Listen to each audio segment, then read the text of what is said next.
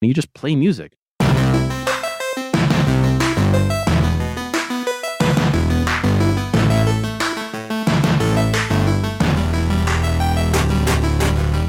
Welcome to All Turtles Podcast, episode number 1. I'm Blaise Zerega, editorial guy. I'm Jessica Collier, one of the co-founders. And I'm Phil Libin, the CEO guy. All right. And this will be our first episode of our podcast. Which is super exciting to me and probably no one else, because one of my favorite parts about being at Evernote was the Evernote podcast that we used to do, and I've been trying to recreate that forever. What is All Turtles? We are an AI startup studio, which is, I think that's a sentence that you came up with many, many months ago, right at the beginning. It feels like years ago, yeah, but maybe. It was only like 4 months ago. I think we're like 4 months old, like today-ish? No, we've been talking about this since August of 2016. Okay, but as the first podcast episode, I think it's important to start the revisionist history of the company right now. Okay. We should decide. So we're going to mythologize at this moment. We should New origin decide. myth. Got We it. should decide when our official launch date was. So I think it's when you, me, and John did that Facebook Live video out of the General Catalyst office. Don't anyone go back and watch that. Everyone go back and No, see it. Don't. We'll put it in the show notes. I love saying show notes.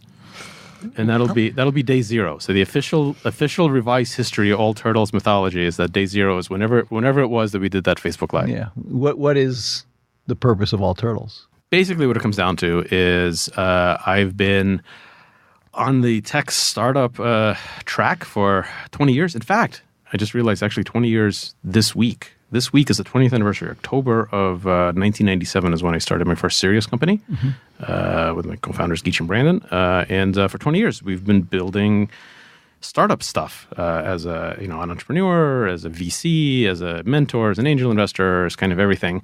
And after 20 years, I kind of realized that this startup world is kind of stupid. It's kind of inefficient. It's not a great or natural way to organize the world around building important products and doing innovative stuff. And so we want to make a new model for how the world organizes itself to make important stuff that lets many more types of people work on many more types of important stuff in many more types of places than what's currently available.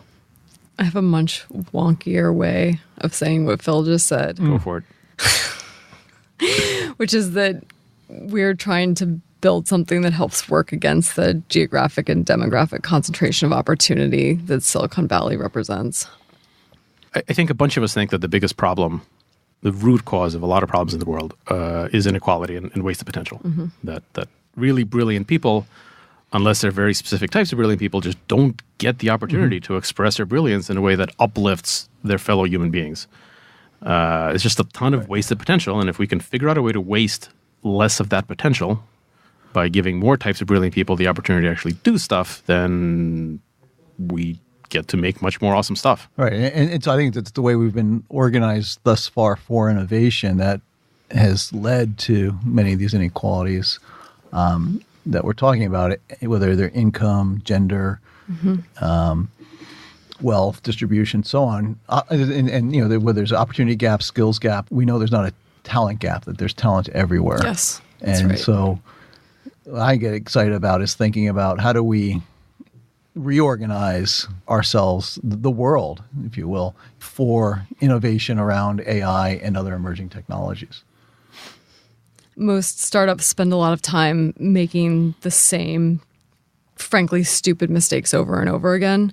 So if we can create a model where there's an example set for sort of substantive and rigorous approach to product design and development, that really everyone will be better off in what they're trying to build. I think the idea that the way that we make innovative tech products in this industry, in the tech industry, is that we find really brilliant product founders, people with a vision for some important product, and then we kind of coach them on how to be mediocre CEOs or mediocre HR executives or mediocre marketers. And they have to do the hard work of making a company, and doing all of the stuff you need to do to make a company is just inefficient. Because, yes, sometimes the skill set that's required to become a great CEO and the skill set that's required to become a great product founder happen to overlap in the same person, but it's super rare. And honestly, of those two things, it's the great product people that make a bigger difference. So why are we the only industry that forces really talented people to become mediocre at something adjacent before they can express their talent. If you're one of the world's most talented musicians, if you're a Mozart level musician alive right now, you don't have to make a music company. You just play music, and there's been enough platforms set up like YouTube and everything else where you just play and you reach millions of people. If you're one of the most brilliant writers in the world, you don't make a writing company. You just write. Why is it that if you're one of the most brilliant product people in the world, you have to make a company? You have to get a board of directors. You have to figure out your CAC to LTV. You have to do all of the hard, but frankly not very important company stuff, important in the grand scheme of things. Right. Why can't we just have a structure that lets brilliant people make and scale and distribute things with discipline, with structure? And if we did that, if we eliminated the requirement to make companies, maybe things that fail would fail for interesting reasons. The world would learn something from it, and there'd be more successful products, and more importantly, more successful and more successfully diverse founders. Word. I actually agree with everything you just said. First time ever. First time for everything. First time for everything. How does All Turtles work with those founding teams, with those visionary product people who have, a plan, something they want to build? You don't know yet. We're definitely still figuring it out. I think one of the important things to me has been to hire people who are very excellent at what they do and have like a perspective and a point of view on the discipline that they work in. We've built this kind of amazing, like small but mighty team, and we tend to like partner in highly like strategic ways with our founding teams, right? So if you're working towards a particular milestone, we partner with you on important pieces of the work that gets you to that milestone. And I think like a lot of startups either can't afford the kind of expertise that we've managed to bring in-house. They don't know it or exists. They don't know that it exists. I think this is the second piece is the larger one. It's like they don't know that it exists. They don't know that people with this kind of perspective and point of view are even in the world, right? Like you don't even know the things you don't know. Right. You don't know the questions to ask. Right. This is exactly why I wanted to build this company with Jessica. You were the first like serious UX writer that we brought on. Well, I was the first UX writer. Sorry, you were the first serious person we brought on, and the first UX writer. and that like you came on board. I don't know. We were probably 5 years into the company at that point, and I didn't know like that this was a thing that existed. Like I'd never thought about user experience writing. I'd never thought about like, well, what is it like to actually have someone who is great at thinking through what does language mean? What does every word mean? How does the product speak? And a few months later, after you kind of been through all of that stuff, it became obvious that like, wow, we didn't know what excellent looked like. And we're so much better off because we have this competence, we have this capability. And in doing that, the model that, at least in my brain, we were trying to duplicate was kind of how modern studios in the sense of like Netflix or HBO. Like when we say we're a studio, I mean we're a studio the way Netflix is a studio. Like we are trying to, the way that Netflix makes, or HBO or Amazon makes really innovative TV shows and movies and products. And each one of those takes a lot of risks and seeks new opportunities and isn't worried about protecting the reputation of some previous Netflix TV show. And attracts the best people. Like if you're a really talented filmmaker, like what you want to do is get your idea made at HBO. Sure. I mean, that's the studio that gives us Game of Thrones, gives us Veep. Right. Gives us, yeah, like that's what you want to do. And so they attract those people and they have those really entrepreneurial teams, but it's a combination of like really entrepreneurial new people and the cinematographer with 10 years of experience who like knows how to do tracking shots of like dragons flying across a beach because like the young people, the new people don't necessarily know how to do that. And if you're a filmmaker and you pitch your idea to HBO and let's just say they decide to try it, to pilot it, they don't tell you what we tell you in the tech industry, which is like, okay, great. Here's a $2 million seat check. Go film this in your backyard and come show us what it looks like. Like that's what our industry does. How stupid is that? It's like the mythology of the garage is actually the weakest thing about Silicon Valley. The Silicon Valley, the Marlboro Man ideal of this like rugged individualist entrepreneur like doesn't exist. The Marlboro Man ideal didn't even exist like during cowboy times. Like, that isn't how it ever worked, and it's certainly not how it works here. But we have this myth of this kind of ego-driven, lone ranger, rugged individualist, independent garage person. It's a very American construct. It's American in Silicon Valley. Well, but Silicon Valley is uniquely American. Silicon Valley might be the most concrete manifestation of American values that we've ever seen. And I'm not saying that in a positive way, right? Well, I think there's a lot of flaws in the way that it works that can go back to like the founders. I'm going to choose to interpret that in a positive way. But why? Well, because I think there's a lot. Because we are international, like, intentionally. Yeah, but from the I also beginning. like I'm not here to shit on Silicon Valley.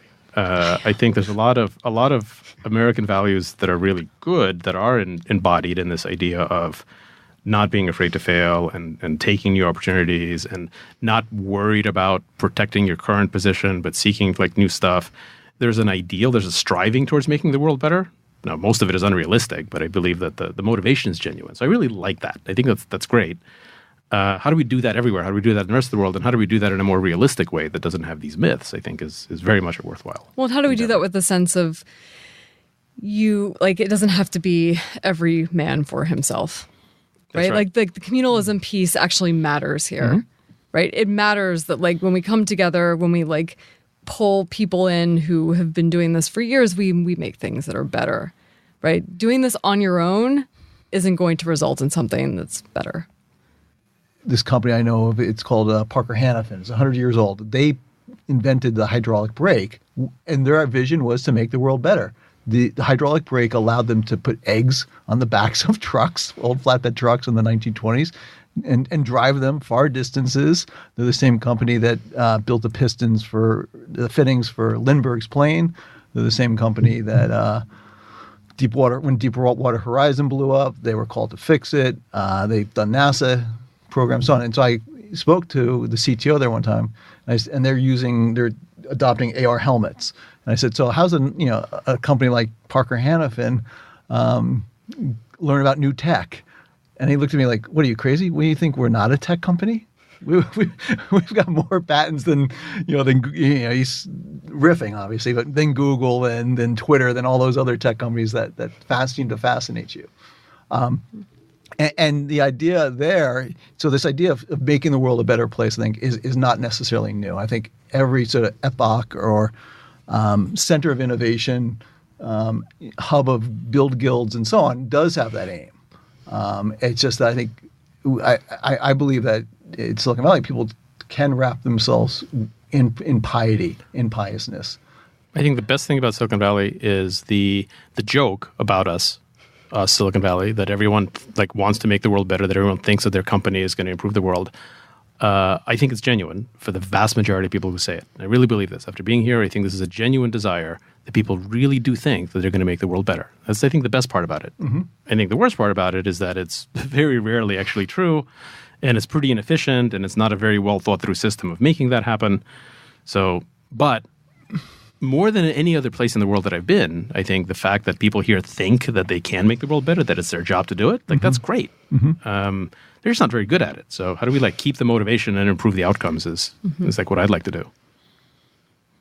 So then at All Turtles, what are some of the companies that are working here with us at this time? We've had Do Not Pay, which is Josh Browder's chatbot to not just defeat parking tickets, but to also speed up the immigration and application process for refugees. Like a robot lawyer. Yeah.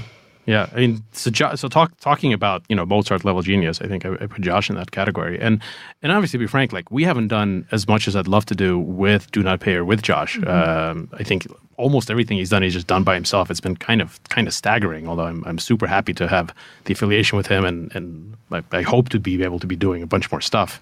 That's a great vision, right? That is a vision of the little guy is constantly victimized by bureaucracy. By, the landlord bothering you about the rent or about getting parking tickets or fines. And it doesn't affect people, with more means. Like, the landlord doesn't scare me very much because, I've got more lawyers than they do. But for the little guy, for the normal person, like, it's a huge problem, and they're just victimized by the bureaucracy. And do not pay is just basically saying, okay, well, here's a bot that fights that battle for you. And it turns out that one of the things bots are really good at is bureaucracy. Paperwork. Yeah, paperwork. So next time you get a fine, a parking ticket, a landlord dispute, any of that stuff, just like let the bot guide you toward actually making that thing real. And this is a brilliant vision.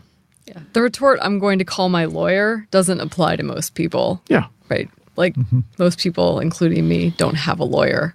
Or talk to my lawyer. Right. Talk to my lawyer. Yeah. My lawyers have their own lawyers. Your lawyers will talk to my lawyers. Yeah. The criteria for what we want to work on at All Turtles is everything we work on, every studio company should solve a really practical problem. There should be a problem that is worth solving, that exists in the world. It should have a founder that's deeply in love with this problem, that is one of the world's biggest experts on the problem, that is passionate about solving it, that frankly could be indifferent to the technology or to the solutions, but that's in love with the problem, and that has a hypothesis about how this problem could be solved for the first time in the history of the universe, or in the next year or two, because of technology that didn't exist 2 or 3 years earlier. So like that's our timing window. And that's why we say it's AI. Like we want to work on things like do not pay, which you can do right now, which solves a real problem, which if you tried to build 5 years ago, you needed to be a company the size of Google, but now you could build it. And all of our things have that in common. It's founders that are passionate about solving a real practical problem. It's something that could be brought to market in a year or so. And it's stuff that could not have been done 3 years ago because the tech stack just wasn't there. And all of these are things that have to have the capability, at least the strong potential, to be self-sustaining. We are a for-profit entity, the goal of which is that's how we want to make things scalable. So we don't want to work on things that are constantly in need of a handout. We want to work on things that stand on their own 2 feet and that can scale and that can have as much impact as possible. The idea of the tech stack being now available, is that the why now? Is that the answer to the why now question for All Turtles? Yeah, exactly. I think there's always 3 questions that putting my VC hat on, there's always 3 questions that I think every startup pitch has to answer. Really, it's the only 3 questions. Like every startup that could be reduced to 3 slides. It's why this, why you, and why now. It's surprising that 99% of pitches can't even answer those 3 questions. So it's like, why this? Why is this the highest impact thing that you should be working on? Why are you the best person to be working on it? And why now? And why now literally means, why not 5 years ago? Because if it was 5 years ago and it still hasn't been done, there's probably something wrong with the why this. It's probably not a good idea. And why not 2 years from now? Why isn't it just better for us to wait another couple of years and do it? So like, why is right now the best time to do it? And I think we have a pretty good answer for why this, why us, and why now. And that's the answer that those are the 3 questions that everyone should think about when they're starting a new thing. And there are 2 studio companies that have recently made some news. One was Butter, which came out of private beta a couple weeks ago, and more recently was Sunflower Labs, which is a home drone security system, and that is really home awareness system. Home awareness system. Home awareness. Home awareness. Home alone. Know awareness. what's happening around your home. Outside insight. Outside insight. That's right. That's right. That's right. I don't know if they're still using that. I thought that was endlessly clever, which probably makes it a really bad slogan. It's probably a really bad slogan. But it's great. But that's an example of why now, right? I mean, think about that. Yeah, I think all of these things are things that could be built now that couldn't have been before, that some plausible section of the world needs. And yeah, we have Butter.ai is definitely something that people can check out that's publicly available now. Sunflower Labs just signed a major partnership with Stanley Black & Decker, which is very cool that people could check out. Replica is will soon be generally available. Yes, no invite codes. Imminent public launch in time for Halloween.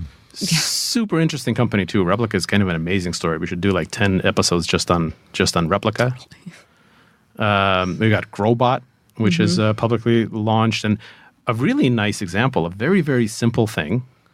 It basically makes positive feedback at your job count, like literally. It sits in Slack or whatever communication channel you're using, and when you give someone praise or compliments, which is something I never do, but most good managers do or should, you give someone normal praise or feedback just in Slack the way you normally would, it counts. It wakes up. It says that somebody just gave kudos to somebody else. It lets people vote it up and attach emojis to it, and then it just keeps stats on who's praising whom about what. Super simple thing, but it profoundly affects company culture. These are just some of the examples. We have 11 studio companies now. We do. Some of them are not. Some of them are internal and still in stealth. Yeah, a few of them are in stealth, and soon we'll have more, dozens and dozens. And Sunflower Labs has a team based in Zurich. Zurich and San Francisco for Sunflower Labs. Yeah, and some of the teams are in other international locations. But we definitely want to be everywhere.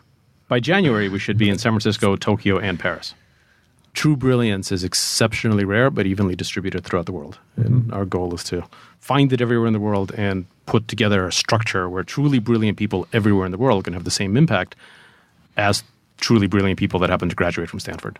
We want to work on products just as they go from being entirely about the technology, about the algorithms, about the data, and really move into being mostly about the product, about the design. Like, what are the things that are actually where the long pole is amazing design, not just amazing technology? Because that's the sign to me when the burden of work shifts from entirely about engineering to being just as much about design as engineering, then you've got something that might become a mainstream product that'll impact millions or billions of people. Right. And how can we helpfully tweak and make more intuitive the ways in which humans interact with computers? And that's what's interesting to me. And what should that feel like? Like, what should interacting with something that's allegedly smart feel like to the user? What is the UX of AI?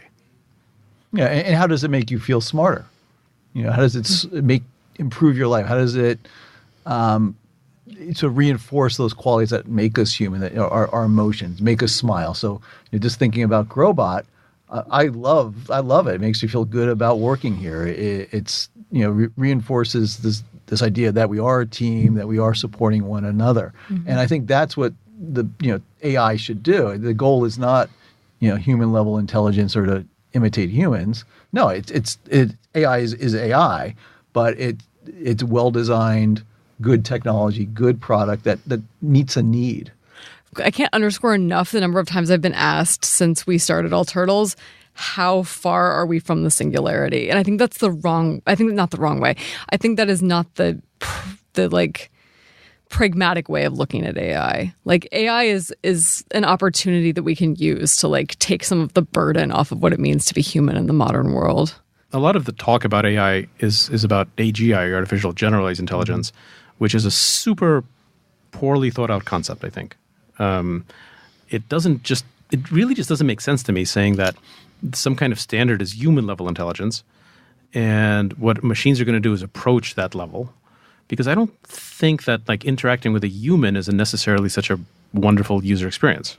I don't need more humans to interact with. I want to work on things that start out already much better than what a human could possibly do in a very narrow sense, and then not try to be smart or human in any other sense. And I think the bright personalities for these things, like Growbot, which is a great example, the AI algorithms and the data and the technology behind Growbot are many orders of magnitude less sophisticated than AlphaGo, but its actual experience is much more real and much better and actually much more important to humans. It's a very simple way to make positive feedback count. And I think there's ample opportunity for people to work on the hard algorithmic stuff, and I kind of follow it when I have time. But the real work, I think, is the design of practical applications. Human-centered design at this point is a default. Obviously, we are putting humans at the center of the way we design things. At least I think that that's true for the product design world that works on apps for the most part, right? We assume human-centered design, but I think as we're building these products that integrate AI in order to solve practical problems, we need to sort of reorient ourselves around the concept of human-centered design, because it becomes very easy very quickly to sort of fetishize the AI piece and forget that you're still designing for humans. Yeah, I think when I think about the personality design, the example that I often come to is I think a lot of AIs, the personality ought to be designed to be more like a service animal than a person. So if you think about a sheepdog, a really good sheepdog starts out being amazingly better than a human at its job, at herding sheep. It has borderline supernatural abilities to actually understand what the sheep are going to do, and it can corral them, and it could do a much better job than a person could. A good sheepdog is smart, is brilliant about sheep and sheep herding, isn't seen as being generally intelligent. You're not going to banter with it, you're not going to ask it to tell you jokes, but is actually has a personality, lets you form an emotional attachment, is approachable. It's like that's what an AI can be. An AI could be more like a sheepdog, more like a service dog than like a generically boring person. I actually, you always go for the service animal analogy. I think I deal so much with the very like practical ins and outs of like user flows that it's because you have a real job here. Oh, stop. You're making me blush. Yeah. I tend to go much more for the analogy of like a highly specific, like, but beautifully engineered tool, right? It's like a thing that does one highly specific functional thing very, very, very well and is engineered to do that thing and nothing else. And it does that thing beautifully. I think we get really sidetracked when we start talking about personalities and anthropomorphism with like our bots and other sort of AI products. It's very uninteresting to me when people want to sort of pass their bot off as human. That's not the idea. These things will only be helpful to actual humans if they function well as tools.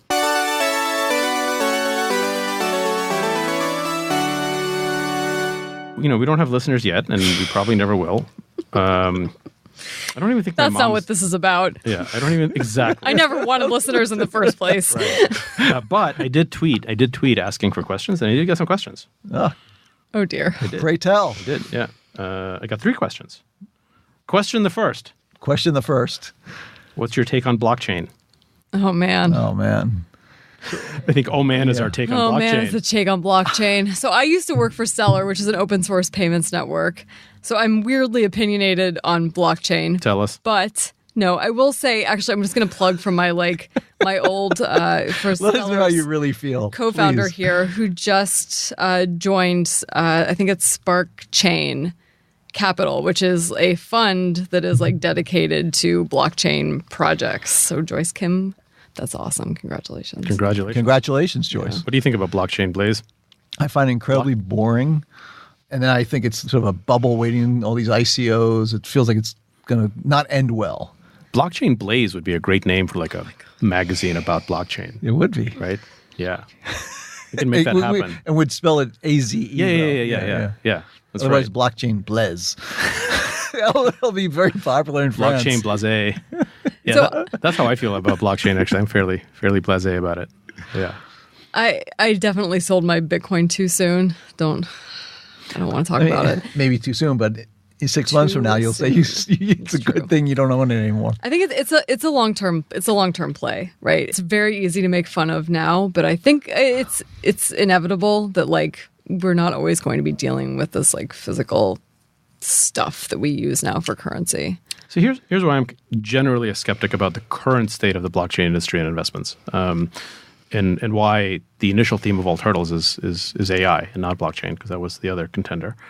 So in the past, let's say 2 years, during my time off as a venture capitalist, I heard maybe 200 blockchain pitches for startups.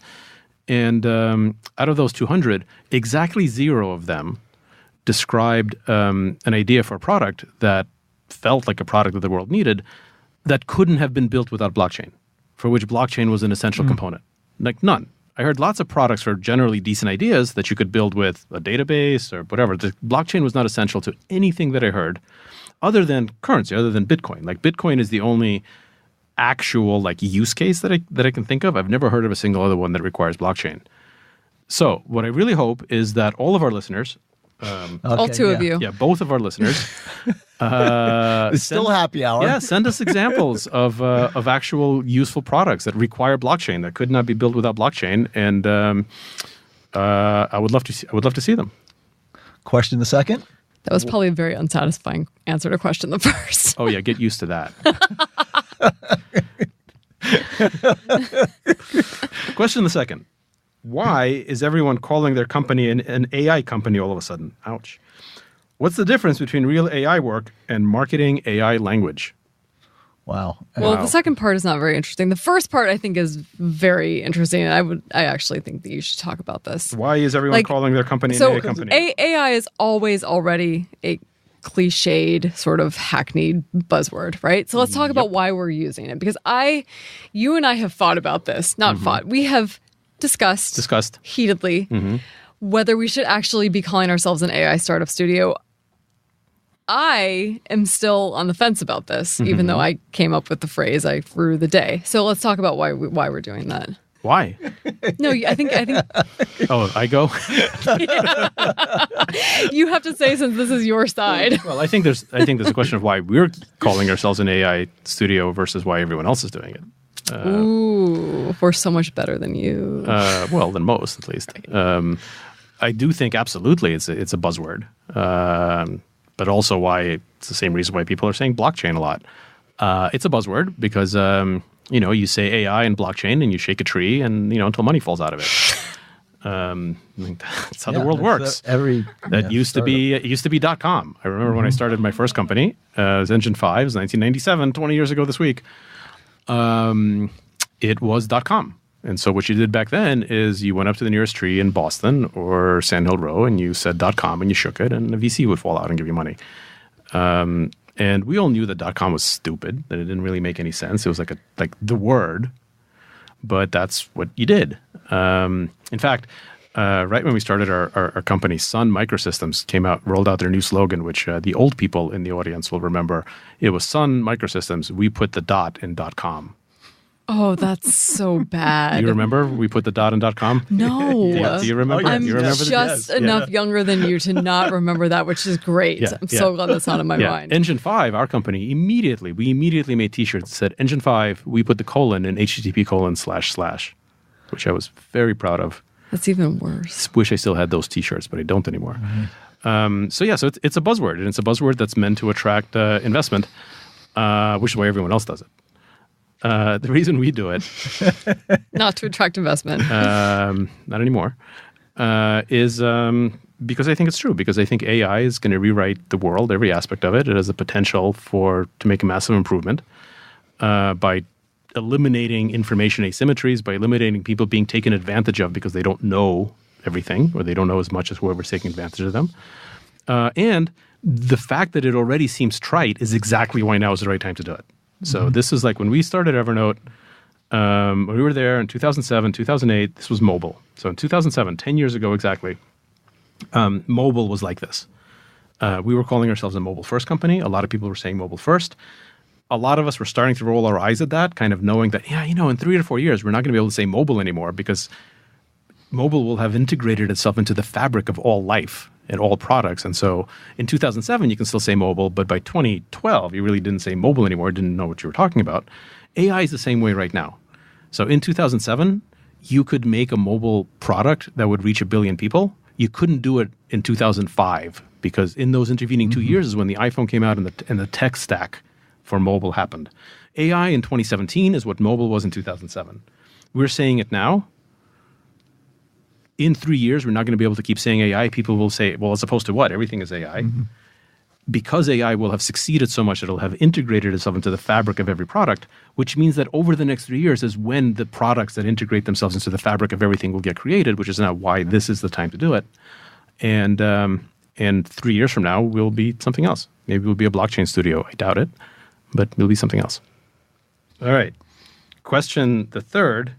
There's a lot of talk about how to get more women involved in both founding and leading companies and being VCs, but the numbers haven't meaningfully changed in decades. What needs to happen beyond just talk? Tough question, and just talk is kind of what we do in this podcast. It's true. Jessica, you should start answering that, and then I'll interrupt and talk over you. Well, isn't that how it usually goes? Indeed. I feel like as the quote unquote female co-founder, I get asked things like this a lot. I'm glad people are interested. I think for me, it's not about women. It's about underrepresented minorities in tech. So that is not confined just to women. I think it's really important to put a spotlight on people of color and to make an effort to increase in general, like the inclusive nature of our teams, not for like diversity's sake, right? But because teams that are diverse, teams that come with like a variety of experiences and perspectives will build products that are useful to more humans. That's my stance. I'm very loud about it, which means that I don't have any room in hiring or building my own team to not act on it. You know, I've made very limited use of recruiters, but when I have used them, I use them primarily to expand my network and like fill my pipeline with people I might not otherwise be exposed to. So I explicitly say, I am paying you because I want to see as many women and or people of color as I possibly can. I think that's an important thing to make explicit, right? Because if you don't make it explicit, it's very easy to fill your pipeline with, you know, exactly everyone else. Like, it's very easy to get a pipeline that looks exactly like every other tech company in the Valley. You got to try harder than you think you should have to. That's right. You gotta, in my head, you have to try harder, and the trying hard has to be made explicit. Well, like the filter that I go on for myself in this, and I'm not saying I do a particularly great job at it, is I need to put in so much effort into this that I start to resent the effort I put in. Like, it should feel unfair to me that I have to go to this length to do it, because if I don't, then I'm just going to fall back on the people I know. The majority of my time in the last 3 months has been spent in hiring, and I think it's like it has taken away from other things. I also think it's like the best possible investment of time that one can make. Yeah, but the other angle of this is I don't know how the industry is going to solve it. I actually don't care that much. You know, the signature move of Silicon Valley, VCs, founders, everything. Our signature move is that we think we're way more important than we actually are. We overestimate our importance, both on the positive and the negative. We overestimate how important we are in terms of the great things that we do, and we overestimate the severity of the problems. So, for example, this move of like saying, okay, we need more women in top-tier VC firms in Silicon Valley, of course we do, obviously. For no other reason than it's a great job, it pays really well, and there should be 50% women in great jobs that pay really well. But what are we talking about, like 100 jobs for women, literally, as partners of top-tier VC firms? Like, it is a tiny thing in the grand scheme of things. Like, we need more women and underrepresented minorities everywhere. But the discussion in Silicon Valley is like, even when we're criticizing ourselves, we're inflating the importance. So what we want to do at All Turtles, like, this is why we're not just here. This is why we're Silicon Valley and Paris, Tokyo, and soon everywhere else, because we want to be where all the people are, not really just try to reform Silicon Valley, which honestly I think will get reformed, but it's just a relatively small part of the world. I do have to say, though, that since becoming a co-founder, I'm not going to lie, I'm like a very outspoken feminist. I know that like harassment and discrimination are everywhere. It's never a surprise to me when I hear about more harassment and discrimination. But I have embarrassingly been surprised by the amount of sexism that I've encountered since becoming a co-founder. I'm perpetually asked if I'm the HR or PR person, other things that I really don't care to go into in detail, but it's a systemic problem that I don't think you realize the extent or the force of until you're actually in the position. All right, we got one more question. Question the fourth.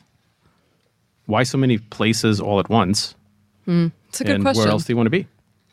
Yeah, I mean, it was your idea. You're the one that kept pushing for, let's just open up 8 Again, locations. heated discussions around how quickly we should be opening studios in other places.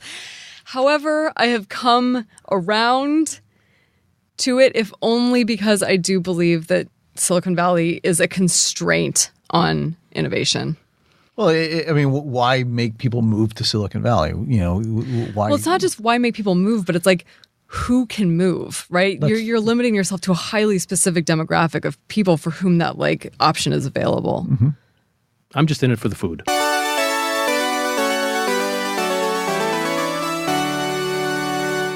Near the end of our episode here, where we share one of the most interesting encounters we've had with AI. Whoa. You didn't say it had to be interesting. Oh, okay. Mine is not interesting. Yeah. Well, mine's not interesting either. All right, set expectations low. It's a low bar. All right. show the pedantry of our dreary lives revealed by... I would say that one of the difficult things about like leadership and managing teams is like giving feedback. Today, Phil Libin used Growbot for the first time to give positive feedback to some of our team members. The Growbot team even responded aghast and excited you actually used Growbot. I have used Growbot dozens of times in the past year. To the All Turtles team? Maybe twice. Have you given any positive feedback to the All Turtles team? I'm not a positive feedback kind of guy, but yes, I acknowledge that as a deep character flaw in myself. No, and this is the thing. I don't think we're like trying to point out a deep character flaw. I think we're trying. No, I'm not. I think I see how this is going to go. I'm really not. Positive feedback is difficult and often feels like a very low priority, right? It's like the stuff that's going wrong feels like a much higher priority than the stuff that's going right. Yeah. I think you did a good job of like acknowledging a small but important thing that somebody on our team did using Growbot, and it was like a magical breakthrough, right? What are these tools that we're developing? Like, how can they actually improve the way that we like build teams, live our lives, and make products? Yeah, it actually was pretty interesting, right? So the reason, let's just say that the reason I don't give a lot of positive feedback is it feels awkward to me because I'm always worried about being seen as kind of inauthentic. Which I know is like vastly overthinking it because no one thinks that, but for whatever reason, like I'm usually uncomfortable receiving positive feedback. It's just like a weird personality defect, and I'm usually not comfortable giving it. And the fact that it was Growbot, it was kind of a structured way. I could just like do it, and it's like, yeah, look, I'm just using the product for what's intended, and actually it was kind of easier. So I think I'm going to do it a bunch more. But yeah, it was an interesting experience for me actually being nice to someone. I mean, what are we going to do if you start doing it all the time? Yeah, that's low likelihood. Well, yeah. Okay, I've got a use case. So I use the product actually that I use very frequently because I don't even think about it because I just have it installed in my browser and it works all the time. This is a product that is not an Old Turtles company product, but I am a very, very tiny investor in this company, just full disclosure. It's called Grammarly. And it is basically... I love Grammarly. My love for Grammarly knows few bounds. Right? Sorry, continue. It's just great. And it's like, it is like Grammarly is actually pretty hardcore AI. Like they've got a good team of doing like a lot of original AI research that just like looks at what you write and just gives you suggestions for how to make it better. And it's not, it isn't just a spell checker or a grammar checker. It really just like looks at your stuff and like makes suggestions in a pretty deep AI model. It's quite hard to replicate. But the experience of it is just great. Like you write something, it highlights it, it makes suggestions, and more or less everything I write now winds up becoming significantly better because I've got this AI that's just giving me good language feedback. So I noticed it today when I was writing something, and it popped up and it caught a cliche that I was using, and actually suggested a better way to phrase it. So it was great, and Grammarly, wish it was an Old Turtles studio company. It isn't. It's join us on the dark side. Yeah, maybe. It is an example of a really practical AI solution. Could not have been built 3 years ago. Like you tried to do Grammarly 3 years ago, you would have had the spell check that's in Microsoft Word. But now it's done. It doesn't feel like magic. It's just great. Wow. So I warned you that the bar was low, and yet. I mean, so the most common skill is either play music or set a timer. And I fall into that category all the time. And the other day, though, it kind of saved my life. I was playing music, and I was trying to cook with my son, and I was on the phone with my mother, and he's popping chocolate chip cookies in the oven, and I saw him doing it, and I just kind of leaned over and said, set a timer for 12 minutes. And my mom says, what did you say? What did you say? Did you just call me a I said, no, Mom, but you won't understand.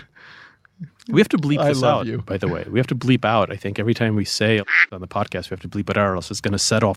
I think we should use a duck quack. Okay, duck quack. But yeah, there's a good use case. Every time we mention we'll say something like that.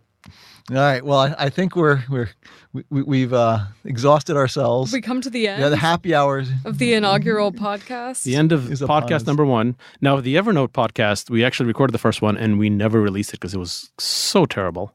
This might never be consumed by other people. Yeah, no one may ever. Did you hit record? Oh. Damn it. Well, that's it for now. I'm Blaise Zerega. I'm Jessica Collier. And I'm Phil Libin. Join us next week. Or sometime soon in the not so distant future. Bye.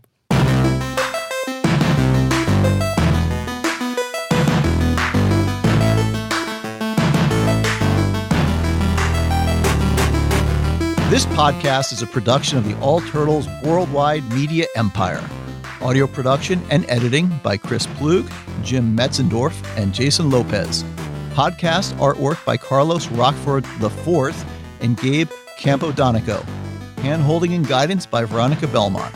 Theme music is an original composition by Matt Ammerman, inspired by Japan Railways, and the interstitials are recreations of Japan Railways jingles. On behalf of Jessica Collier, Phil Libin, and me, Blaise Zerega, and the rest of the All Turtles team, thanks for listening.